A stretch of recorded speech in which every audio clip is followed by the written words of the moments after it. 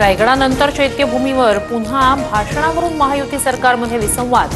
भाषणाच्या कार्यक्रम पत्रिकेत शिंदे अजित पवारांचं नाव असूनही भाषणाची संधी नाही।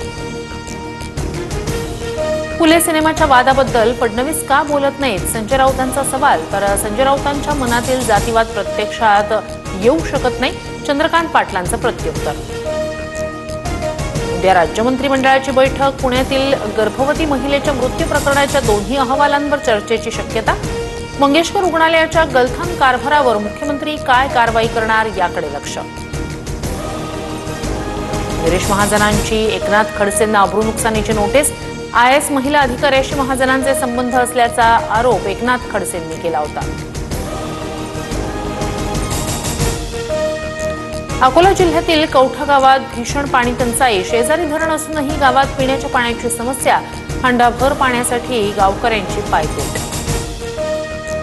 वादळी वाऱ्यामुळे अहिल्यानगर जिल्ह्यातील द्राक्ष बागांचं नुकसान। वादळी वाऱ्यामुळे द्राक्ष उत्पादक शेतकऱ्यांचं मोठ्या प्रमाणात आर्थिक नुकसान भरपाई देण्याची शेतकऱ्यांची मागणी। जालना जिल्ह्यातील बदनापुरात भीषण पाणी टंचाई। पाण्याअभावी मोसंबीच्या बागा सुकल्या। भूजल पातळीत झपाट्यानं घट होत असल्यानं शेतकरी संकटात। मुंबई गोवा महामार्ग जूनपर्यंत 100% पूर्ण होणार, केंद्रीय मंत्री नितीन गडकरी यांना विश्वास। राष्ट्रीय महामार्गाच्या टोलबाबत 15 दिवसात नवीन पॉलिसी। त्यावेळी टोलबाबत तुमची काही तक्रार राहणार नाही, नितीन गडकरींचं वक्तव्य।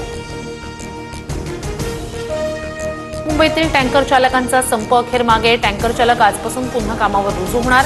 रात्रभर टँकर चालवून पाण्याची समस्या दूर करणार, टँकर असोसिएशनकडून स्पष्ट।